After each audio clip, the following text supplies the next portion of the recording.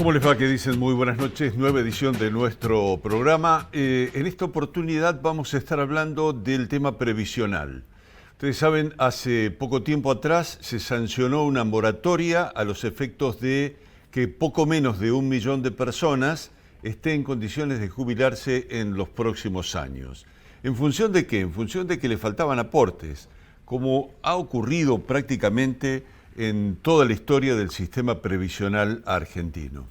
Lo que por otro lado yo diría es un tema importante vinculado al sistema previsional es la amenaza permanente de los ajustes que desde el punto de vista económico por allí plantean el Fondo Monetario Internacional o algunas ideas liberales dentro de la economía que tienen como blanco preferido fundamentalmente los recursos de los jubilados. Pero bueno, veremos qué pasa con respecto a este tema. Patricia Grau, muy buenas noches. Muy buenas noches, ¿cómo están todos? Buenas noches, Héctor. Un tema que verdaderamente nos importa a todos y a cada uno de nosotros, porque a ver, ¿quiénes son los que podemos jubilarnos antes de tiempo? ¿Quiénes podemos pagar esos aportes necesarios? Hasta dónde, cuánto tiempo vamos a estar pagando. Así que todo esto vamos a estar charlando en esta noche de lo que se viene. Bueno, vamos a estar conversando con Lucio Bercesio. Lucio es un especialista en materia previsional. ¿Cómo te va? Muy buenas noches. ¿Qué decís? Buenas noches. Bueno, si vos tenés una historia, digamos, relacionada con tu profesión, ¿este es el peor momento del sistema previsional argentino? ¿O podés decir que hubo otros momentos todavía más acuciantes? Y bueno, la verdad que a medida que va pasando el tiempo, con los años, se va empeorando. Esa es un poquito la realidad. Por eso podemos decir que hoy en día estamos ante el peor momento posible, porque bueno, la historia argentina, si uno hace digamos, una historia hacia atrás, verá que el sentido de las políticas y las leyes en materia previsional, la realidad es que apuntan a que cada vez haya más personas que se puedan jubilar, pero menos personas que puedan, digamos, sostener ese sistema previsional. Normalmente cuando se conciben los sistemas previsionales, hace ya muchos años, en Alemania, que bueno, empiezan a nacer todo este tema de los derechos sociales para que el Estado cubra las distintas contingencias, particularmente la vejez en este caso, bueno, se concibió que tenía que haber 3 aportantes, entre 3 y 4 aportantes por cada jubilado. Uh-huh. Imaginémonos hace 100 años atrás, cuando la expectativa de vida de las personas era muy distinta a la que tenemos hoy. Bueno, la lógica daría a pensar de que bueno, ese número debería incrementarse. Y en la Argentina tenemos, pongámosle en números redondos, 10 millones de aportantes, bueno, jubilados genuinos, es decir, que han hecho sus aportes en tiempo y forma, tenemos aproximadamente 3,5 millones, 4 millones. Y con bueno, todas las moratorias que estuvieron saliendo en los últimos años, ese número se ha incrementado a casi 8 millones. Entonces, bueno, la cuenta da que estamos teniendo. Estamos cerca del 1 a 1. Sí, sí, muy cerca. Estamos en 1,3 por cada jubilado. Bueno. Y bueno, todo esto tiene que ver con lo que estábamos hablando recién, de la expectativa de vida y demás. No, digo, porque en todo caso uno puede ir eligiendo a la persona que se va a hacer cargo de uno, digamos. Entonces, sí, la sociedad dice, a ver aquel que está bien, que se haga cargo de mí. Así es. No es como funciona el sistema, por supuesto. Bueno, vamos a hacer una muy breve pausa, ya estamos con ustedes en función fundamentalmente de lo que planteaba Patricia Grau, ¿no? Que es cómo hacer para llegar a conseguir el beneficio y a partir de cuándo. Ya venimos.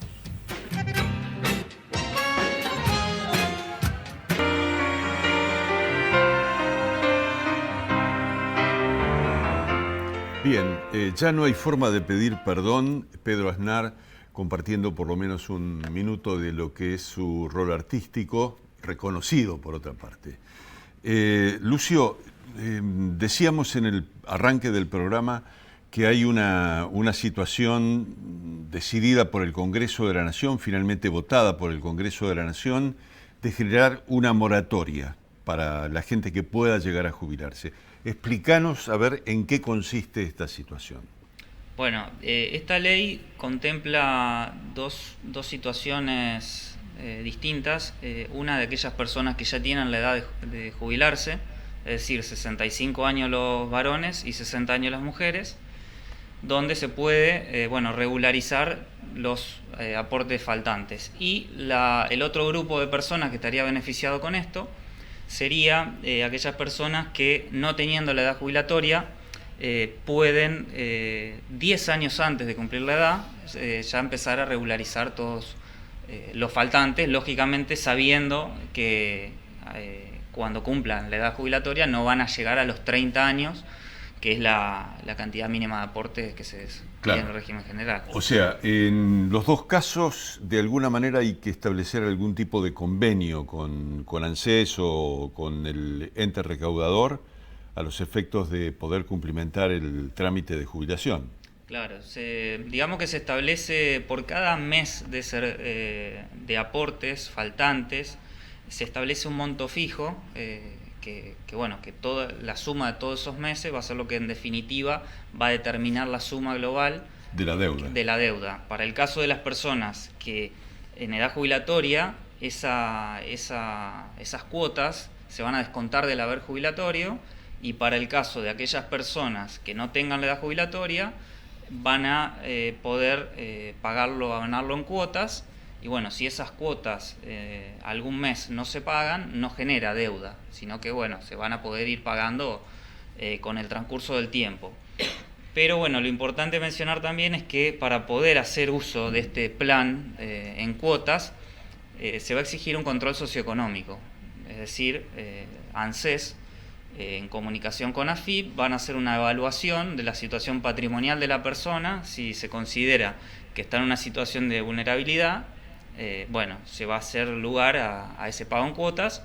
Caso contrario, si por los gastos de tarjeta de crédito, automóviles y demás informes que se piden en los distintos registros, lo tendrán que pagar al contado, la totalidad de la deuda. Se escucha o se ha dicho mucho que es una moratoria cara, que es costosa, pero eso en realidad hay que relativizarlo en base a lo cual uno considera que es caro, ¿no es cierto?, o barato. Si uno lo compara con las moratorias anteriores, sí, lógicamente, es un poco más costosa, pero la realidad es que si uno lo compara con lo que le sale a una persona aportar mes por mes regularmente, en definitiva no es tanto. Concretamente se establece que el monto a pagar por cada mes faltante es el 29% de la remuneración imponible mínima, que es un importe que ronda los 5.700 pesos. Es decir que, a modo de ejemplo, para que se entienda, una persona que necesita completar los 30 años que nunca ha aportado, hay que hacer un cálculo matemático, 5.700 por 12 meses por 30 años, esto nos está dando un monto total de 2.050.000 pesos aproximadamente, para una persona que nunca aportó. Esta suma, como dije antes, se puede dividir en hasta 120 cuotas, o bien, si no se supera el control socioeconómico, habrá que pagarlo todo al contado. Ahora, perdón, sí. te pregunto, ¿no? Porque justamente vos estabas hablando de los plazos. ¿Qué pasa con esas personas que no pasan algunos parámetros de la FIP para llegar a tener esta jubilación y que son personas vulnerables? ¿Tienen algún acceso? Porque por ahí sus ingresos son más limitados. Sí, justamente la salida que van a tener es, en principio, pagarlo de contado a toda la deuda. Por eso ANSES, que es quien en definitiva termina calculando la deuda total, se pide el informe a la FIP y en base a los bienes que tenga la persona, inmuebles, vehículos, embarcaciones, aeronaves, por ahí otro tipo de cosas que no se escapan del común.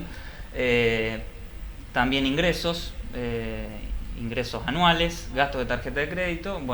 En base a todo ese informe se va a determinar si la persona puede superar o no el control socioeconómico. Normalmente lo que pasa, y donde la mayor barrera nosotros vemos que se da en ese tipo de informes, con los automotores. Porque en definitiva bueno, con lo que sabemos que valen hoy los automóviles, bueno, normalmente el límite no es tan alto. Entonces, bueno, después el resto de las cosas, obviamente gasto de tarjeta de crédito, ingresos, bueno, la persona puede ir acomodándolo si sabe que en un futuro va a programar su jubilación, bueno, puede ir programando a ver cómo están la parte de sus ingresos, de sus gastos y demás. Ahora, Lucio, había un momento en el que uno, si estaba en una situación prejubilatoria, podía llegar a comprar años, era lo que se decía. Que había una ley que contenía la perspectiva de que alguien comprara años y los pagara en cuotas, no que tuviera que hacer una erogación total de la deuda. ¿Qué pasó con ese recurso? Bueno, con ese sistema? Eso en realidad, cuando nacieron las primeras moratorias, este requisito del control socioeconómico no estaba, no existía. Y bueno, eso dio lugar que, por ejemplo, en el año 2006 muchísima gente se haya podido jubilar. Y bueno, en realidad se jubilaba muchas personas que realmente no estaban en situación de vulnerabilidad. No tenían necesidad de percibir un beneficio jubilatorio. Entonces, bueno, cuando lógicamente se empezó a ver que se estaba yendo un poco de las manos toda esta situación, se empezó a implementar ese control socioeconómico. Por eso, bueno, eso ya desde las moratorias anteriores que está vigente y bueno, en esta moratoria no ha sido la excepción. En definitiva, igualmente, el obstáculo que se le pone con este control socioeconómico es al pago en cuotas, porque en definitiva, si uno paga la deuda al contado, en principio no sería exigible el control socioeconómico. De todas maneras, así uno abona el contado, la deuda, en realidad sigue atentando contra el sistema previsional. Porque, bueno, uno puede decir, bueno, tener que pagar 2 millones de pesos de contado, pero la realidad es que corresponde a un costo de 5.700 pesos por mes, porque está calculado en base a una remuneración mínima de 19.000 pesos. Y todos sabemos muy bien que hoy en día el sueldo promedio registrado ronda los 200.000 pesos. Entonces, si uno tiene en cuenta que si la persona hubiese realizado sus aportes en tiempo y forma, el 29% de 200.000 pesos nos da que se aporta 60.000 pesos al sistema, contra 5.700 pesos con una moratoria. Claro. Entonces, en definitiva, esto, digamos, atenta contra la autosustentabilidad del sistema. Correcto. En definitiva, lo que dijimos al principio del programa, para que un sistema se pueda solventar por sí mismo, tiene que tener por lo menos 3 aportantes por cada jubilado. Y cuando esto no sucede, lógicamente las jubilaciones tienen que salir del Tesoro Nacional, donde, bueno, son fondos que no provienen exclusivamente del sistema previsional. Ahora, además, esto ha desaparecido, la perspectiva de que alguien intente comprar una deuda previsional y pagarla en cuotas desaparece, salvo entrar en esa moratoria específicamente. Sí, digamos, el que supere el control socioeconómico, que se considera que está dentro de una situación de vulnerabilidad, puede hacer uso del pago en cuotas. Ajá. Es decir, la persona que no está en edad jubilatoria pagará regularmente mes por mes esa suma, y la persona que tenga 60 o 65 años que esté en condiciones de jubilarse, se lo van a descontar del haber. Correcto. Es decir, un haber mínimo jubilatorio hoy en día está en 58.000 pesos, se le va a descontar hasta 17.000 pesos por mes. O sea, hasta el 30% del haber mínimo. Bien, sería importante preguntarte lo siguiente, ¿no? Ha habido una decisión en su momento del actual Poder Ejecutivo en el sentido de cambiar el sistema de actualización con la que se van poniendo en orden, de alguna manera, los saberes jubilatorios, ¿no? Había una fórmula que venía de la etapa del gobierno de Macri, que en el momento de la sanción había sido perjudicial, pero después, con el correr del tiempo, venía el momento de la actualización y en esa circunstancia se decide cambiar el sistema de actualización por un sistema de decretos. ¿Eso judicialmente está resuelto? ¿Cómo es la situación? Un reclamo, digo.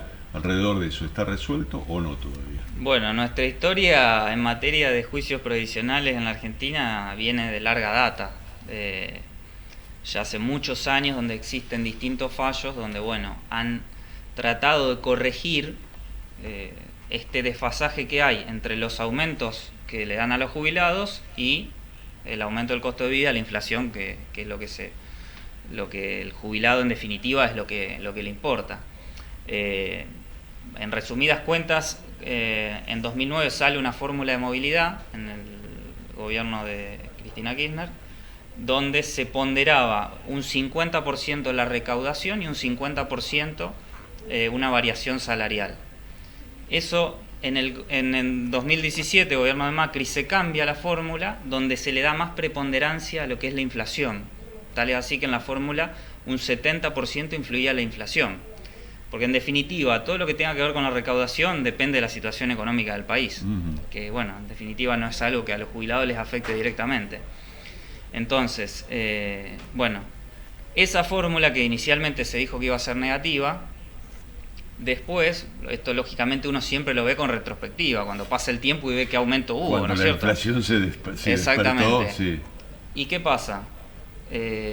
Hasta ese momento venía siendo una fórmula bastante adecuada porque tuvimos una alta inflación y esa fórmula venía corrigiendo de manera dentro de todo buena el aumento del costo de vida, pero principio de 2020, bueno, recordarán en la época de la pandemia, el Poder Ejecutivo, Alberto Fernández, dicta en realidad el Congreso dicta una ley de emergencia económica, financiera, previsional y de todos los aspectos de la vida, y autoriza que el Poder Ejecutivo dé aumentos discrecionalmente por decreto.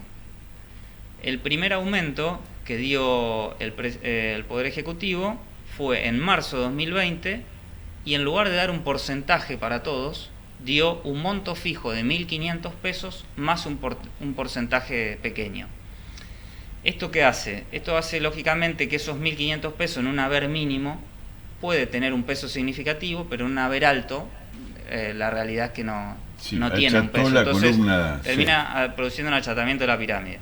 Y si nosotros vemos ya finalizado el 2020 y hacemos una comparación entre la ley que teníamos antes y los 4 aumentos que hubo por decreto, nos da que la ley del gobierno de Macri hubiese dado un aumento de un 42% y en cambio los aumentos por decreto dieron para los haberes mínimos un 35% y para haberes medios y altos un 25%. Es decir, 25 contra un 42 es importante. ¿Y cuál es el problema en la movilidad? Hay que tener muy presente que la movilidad es un aspecto acumulativo. Es decir, un aumento que no me dieron en 2020 lo arrastro hasta el día de hoy. Correcto. Entonces, si potenciado por otra parte por cada actualización. Claro, exactamente. Entonces, si de un 42% de la ley anterior a los jubilados de haberes medios le dieron un 25%, eso repercute en un 15%. Es decir, que la gente hoy en día que percibe un haber medio tiene que tener presente que debería cobrar un 15% más de lo que cobra hoy en día por justamente la suspensión del 2020. Bien, entonces, si tenemos en cuenta todos esos detalles, esto que terminamos de describir, ¿tiene algún antecedente judiciable dentro del sistema jurídico argentino? Sí, hay antecedentes de los juzgados de las provincias. Hay antecedentes en el juzgado de Salta, de Paraná, pero bueno, todavía la Corte Suprema no se ha expedido con respecto a la constitucionalidad de los aumentos por decreto. Tal es así que bueno, las cámaras de las provincias han determinado que si había una ley de emergencia económica que duró en el 2020 por la pandemia, finalizada esa emergencia económica, se debería haber restituido todo ese porcentaje, porque en definitiva no es que se derogó la ley anterior, se suspendió. Entonces, finalizada la emergencia, debería reintegrarse todo lo perdido. Y bueno, todos sabemos que no es así. Después, en definitiva, el año pasado se dictó una nueva ley, donde se volvió a cambiar nuevamente la fórmula de movilidad, y ya se deja de lado el aspecto inflacionario, y se vuelve a lo que era la ley del 2009, donde se da mucha preponderancia a la recaudación y a la variación salarial. Eso en definitiva nos hace ver que los gobiernos, cuando un sistema no es autosustentable, como veníamos diciendo, y tienen que, digamos, tomar fondos del tesoro, lo terminan acomodando al gusto y a la situación económica del país. Y bueno, lo terminan pagando los jubilados. Bien, te pregunto, ya que mencionaste las provincias, ¿qué está pasando con la judicialidad en la provincia de Santa Fe con respecto al tema de las jubilaciones? Bueno, porque todo lo que hemos hablado hasta sí. ahora obedece a los jubilados nacionales, ¿no? Sí. Pero en general los jubilados provinciales tienen un mejor pasar respecto, sobre todo en haberes, respecto de lo que pasa con los jubilados nacionales. Ahora, lo que cobren no significa que no sea discutible, en cierta medida. Claro, exactamente. En el ámbito provincial, bueno, la fórmula de cálculo del haber es distinta. Porque, bueno, en la provincia el haber jubilatorio se determina en base a un porcentaje de del promedio de los últimos sueldos que tenía la persona. En el ámbito nacional es distinto porque se percibe una PBU, una prestación básica universal, y un porcentaje menor. Pero bueno, en definitiva lo que nos ocupa de tema movilidad, también se inician reclamos contra la caja, porque, bueno, en definitiva hay muchos aumentos que se le dan a los activos en conceptos por ahí no remunerativos que después no se terminan trasladando a los pasivos. Entonces, si bien el jubilado provincial en el momento de jubilarse tiene un haber razonablemente proporcional, digamos, a lo que venía cobrando, bueno, con el pasar de los años empieza a quedar un poquito desfasado. Entonces, bueno, también se inician reclamos contra la caja. A diferencia de la Nación, la caja hace lugar parcialmente al reclamo, es decir, con una instancia administrativa se puede mejorar el haber y cobrar un retroactivo, pero hay otras cuestiones que la caja no las reconoce y, bueno, para poder lograr, digamos, un reajuste completo como uno pretende, hay que ir a la justicia.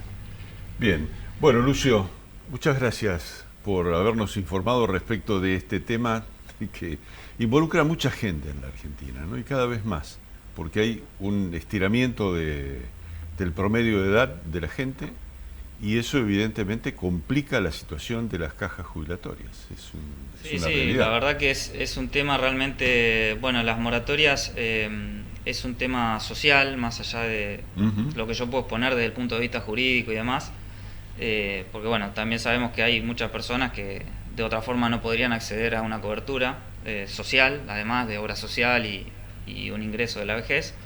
Pero bueno, también creemos que se tendría que estimular también desde el gobierno nacional a tratar de, en vista a futuro, a fomentar de que haya mayor, que la gente aporte, porque esto en definitiva es una, digamos, es un parche. Es un mal mensaje también, claro, a los activos, que en claro, definitiva dicen, bueno, en algún momento saldrá una moratoria. Seguro. Bueno, Lucio, muchas gracias y muy buenas noches. Igualmente. Vamos a hacer una muy breve pausa, ya estamos con ustedes.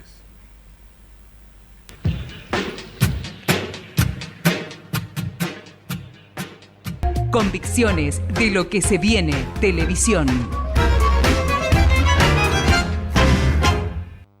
Bien, vamos a relacionar el nombre de nuestro programa con lo que es innovación tecnológica. De esta manera.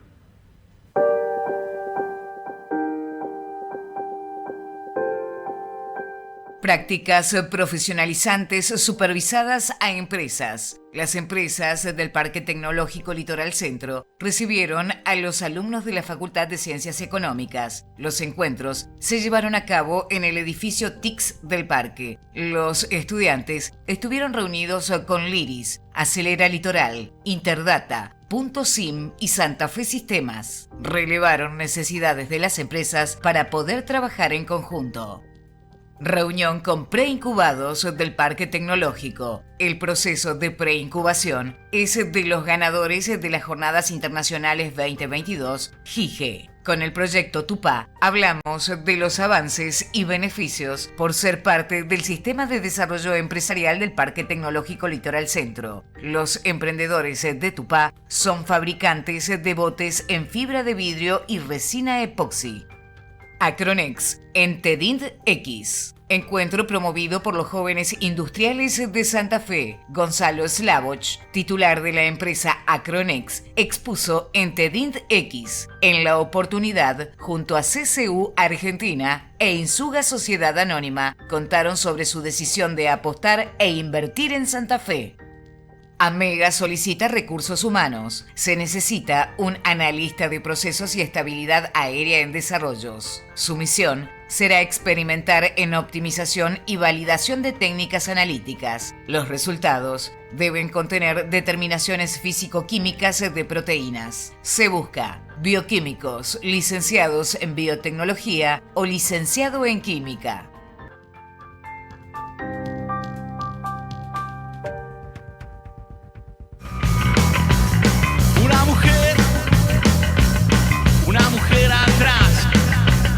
Una mujer atrás de un vidrio empañado.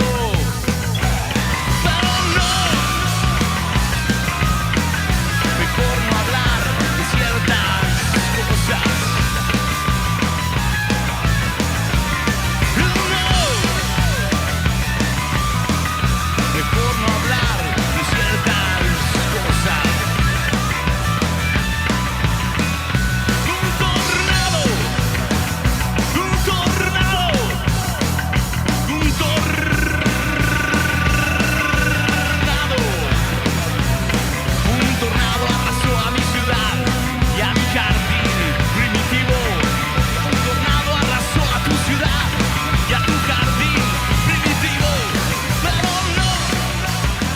Mejor no hablar de ciertas cosas, dice Dividido. Bueno, nosotros en todo caso preferimos hablar de cuestiones positivas.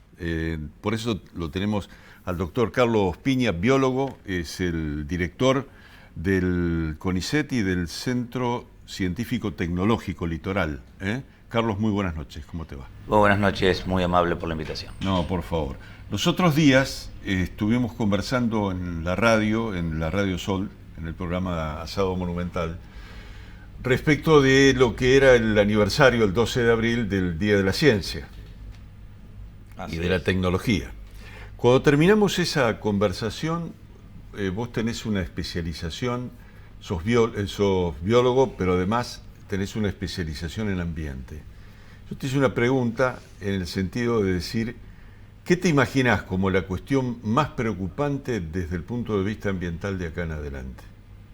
Sí, recuerdo la pregunta. Sí, yo te comentaba que lo que me parece como punto mayor de problemas es el cambio climático.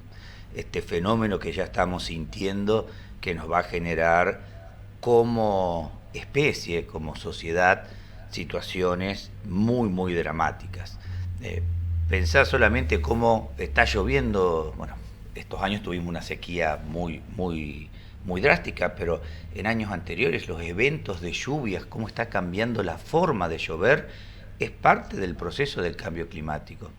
Y eso nos pone ante un nuevo desafío. Las ciudades no van a estar preparadas para evacuar la cantidad de agua que va a caer en poco tiempo, que es como está cambiando, ¿no? Son lluvias más tropicales, de mayor fuerza. Seguramente ahí los climatólogos te van a poder dar datos mucho más específicos.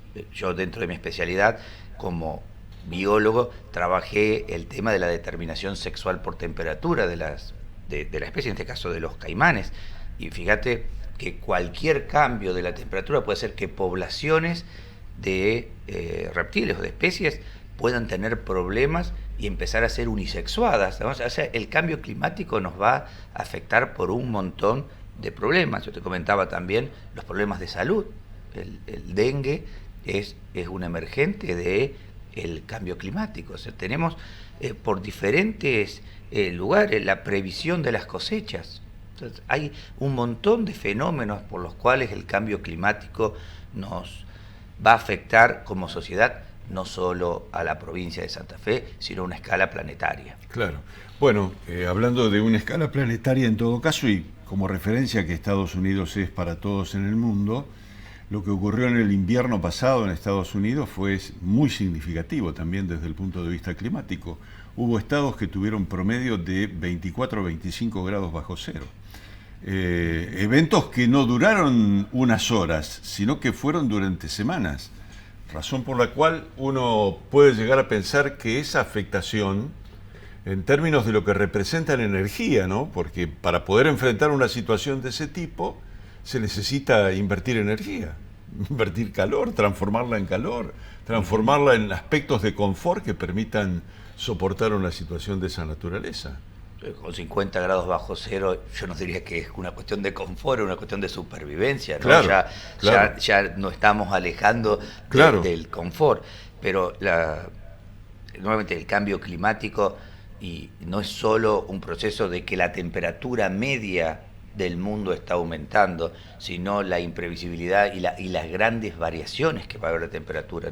No solo vamos a tener récords de temperatura, de calor, pero también por ahí hay estos cambios abruptos en la temperatura. Nuevamente la gente de clima tiene esas previsiones de una manera mucho más elaborada y con mayor certeza de las que puedo comunicarte yo como biólogo. Pero sí es cierto que esos problemas van a ser, o sea, no es que va a ser un planeta más caliente, sino que va a ser mucho menos previsible en cuanto a los cambios de temperatura. Y esas olas de frío van también a ocurrir en invierno. Vos me hablaste en la radio de que es muy posible que como consecuencia de esto las poblaciones tengan que migrar. Sí, y bueno, muchas poblaciones costeras, el cambio de temperatura también produce derretimiento de hielo, y el derretimiento de hielo en algún momento llega al mar, y llegar al mar, cuando hablamos de volúmenes, si bien el mar es inmensamente mayor que la tierra, ¿no? 75% a 25%, el volumen en el mar va a aumentar, y eso va a hacer que parte que hoy es tierra pase a estar bajo agua. Sobre todo en la zona asiática, toda la parte de Indonesia, todo el sudeste asiático, tiene un problema de mucha población viviendo sobre la costa. Las costas son mucho más pobladas que el resto de los continentes, el resto del interior del continente, y eso va a generar una migración también de la gente. Pensar toda la parte de Asia, donde muchos de esos lugares son de producción de alimentos, son lugares hoy salobres o de agua dulce que permiten producción de arroz, que con el cambio de la marea, con el cambio del agua, puede sacar un montón de tierras que pasan a ser improductivas, y eso genere problemas de alimentación.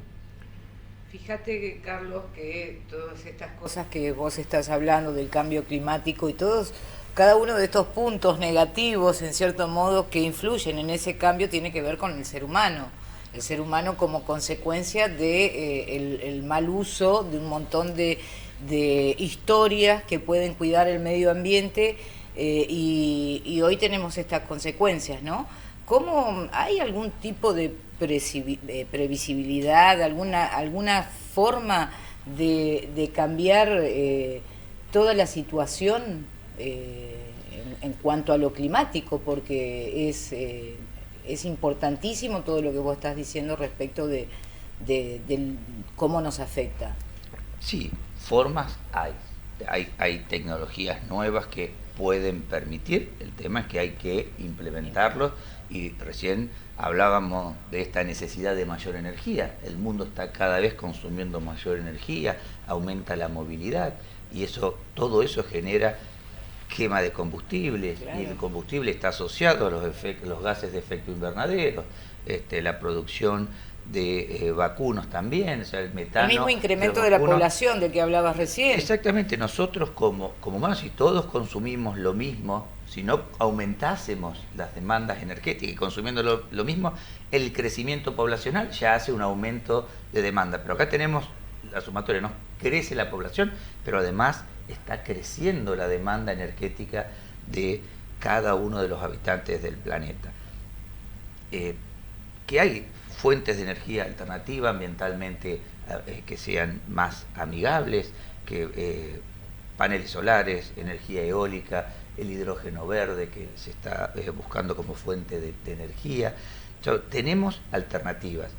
Lo que pasa que eso implica una inversión a escala planetaria de muchísimos recursos económicos, y es como que se va pateando la pelota un poquito más allá y el sistema se va cada vez tensionando O una más ciencia- porque aumenta. O sea, no digo de la ciencia, No, no pero de las digo, una ac- ciencia que tiene que investigar cómo llegar a una vacuna y la inversión que implica toda la investigación también, ¿no?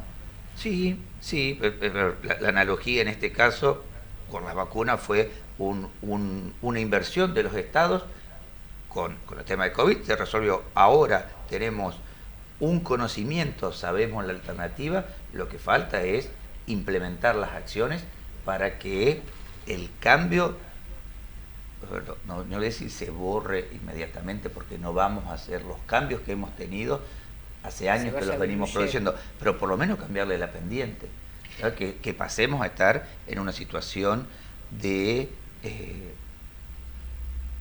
menor incremento de la producción de dióxido. Ojalá lleguemos a una cuestión cero. Los autos híbridos, los autos eléctricos. Muchas veces uno entiende que el auto eléctrico es la solución. El auto eléctrico es la solución si la producción de energía eléctrica es amigable. Si viene de la quema de combustibles fósiles, Es lo mismo. Los ingenieros me dicen que en ese sentido es más eficiente. Claro, está bien. Pero sigue Es siendo menos con agresivo. emisión, pero sigue siendo con emisión. Hay una cuestión, a mí me parece en todo caso interesante plantear lo siguiente. ¿Cuánto del esfuerzo de la ciencia está dirigido a modificar esa situación, al esfuerzo de los científicos en el sentido de advertir esta necesidad de cambios y lograr esa eficiencia que vos estás planteando en todo caso en el momento de producir el cambio? Porque si esa eficiencia no está, es muy difícil que el cambio se produzca. Vean, los científicos están trabajando, de hecho hace unos años el Premio Nobel de la Paz se lo dieron al panel intergubernamental de cambio climático, o sea, donde advierte este problema de aumento. Los estados han firmado el protocolo, creo que el último no fue el Acuerdo de París, hubo el de Kioto también, o sea, hubo un montón de acuerdos internacionales para tratar de bajar la huella de carbono.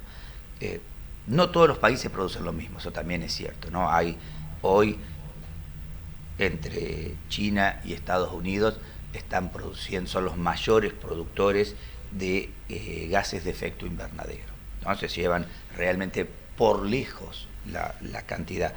También tienen recursos para poder resolverlos. Otros países tienen una huella mucho menor y necesitan menos recursos para hacerlo, pero a veces tampoco tienen ni siquiera esos pocos recursos para poder dar vuelta esa parte energética. Todas estas tecnologías avanzan muchísimo y se van mejorando con el propio uso, ¿no? La masividad de estas tecnologías siempre las abaratas y les va generando mejoras, ¿no? Eso es lo que hemos visto hace unos años atrás. Nosotros los que pintamos canas, bueno, yo pocas canas, ¿no? Pero los que ya tenemos algunos años, lo que ha avanzado con la informática, bueno, con estas nuevas tecnologías, en aquel entonces no teníamos los problemas de cambio climático, pero ahora que lo tenemos, yo creo que hay que apuntar a la sociedad a que todos también hagamos nuestro esfuerzo, ¿no? Yo también te lo comentaba el otro día, no hay que pedirle solo al Estado o a los estados un esfuerzo en el cambio de la matriz energética, sino que nosotros tenemos que empezar a usarla con mayor eficiencia. Si es no tener el aire a 20 grados, tenerlo a 24, Sí, en invierno no abusar de la calefacción y abrir las puertas y las ventanas continuamente. O sea, creo que todos tenemos que hacer nuestro esfuerzo, ¿no? Sí, un aporte. Un aporte. Ujú. De cualquier manera, es interesante en todo caso plantearnos el tema de que, no estamos condicionando el conocimiento.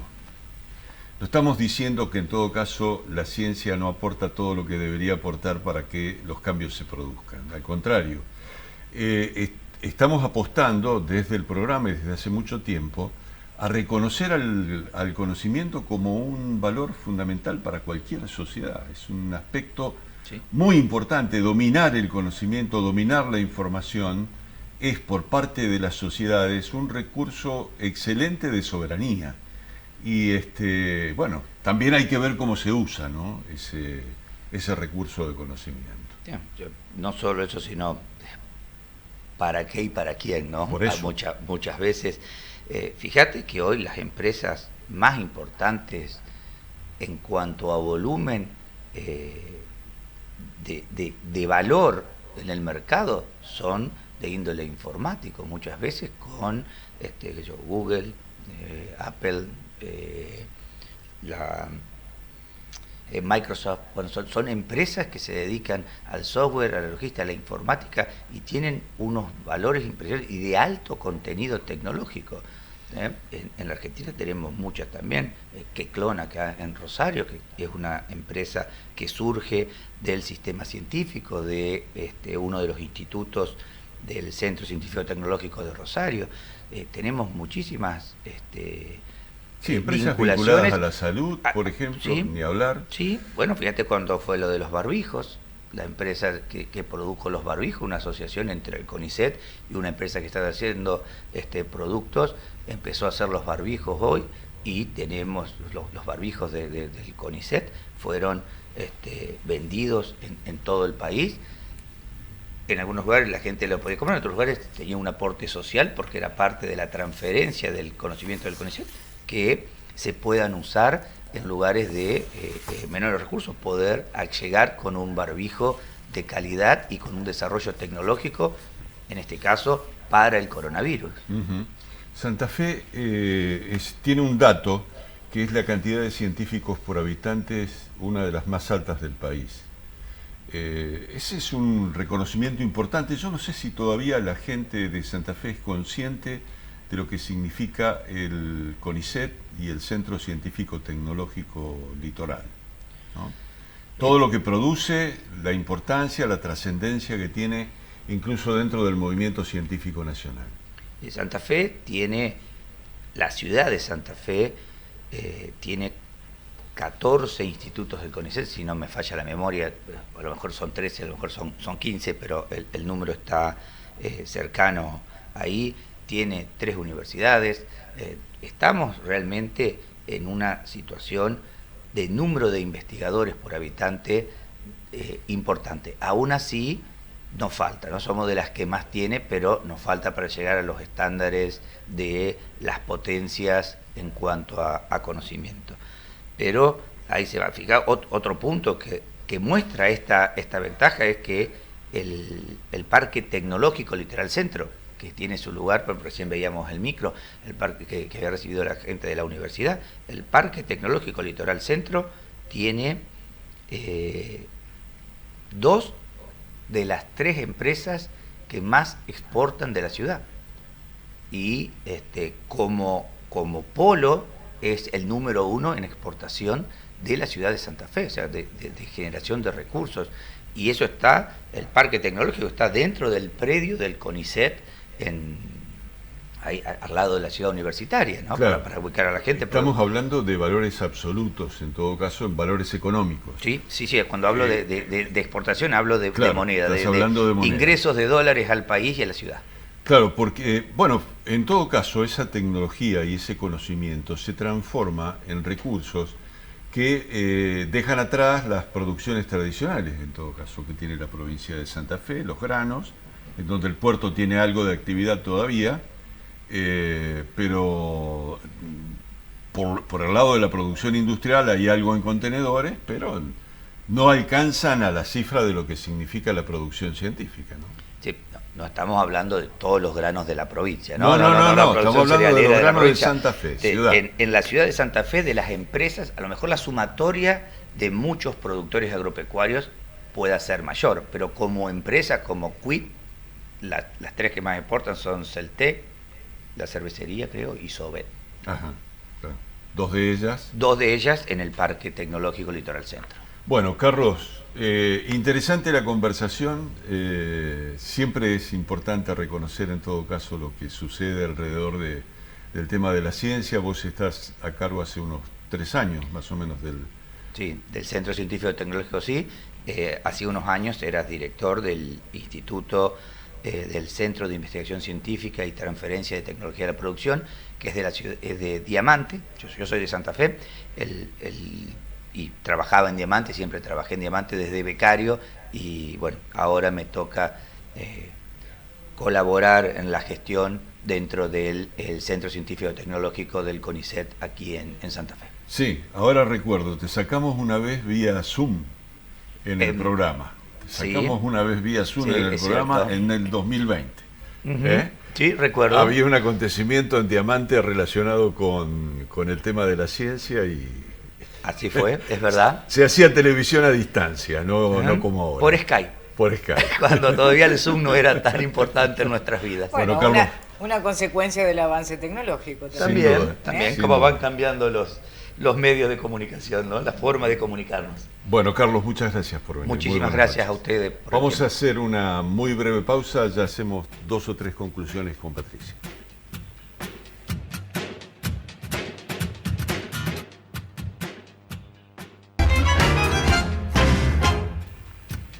Bien, Patricia, tuvimos un programa en donde pudimos conversar del tema jubilatorio, un tema social más que Un importante. tema que nos importa a todos y a cada uno de nosotros, porque yo en cualquier momento capaz que puedo hacer ya mi aporte por adelantado, no sé. Me parece que sería muy interesante.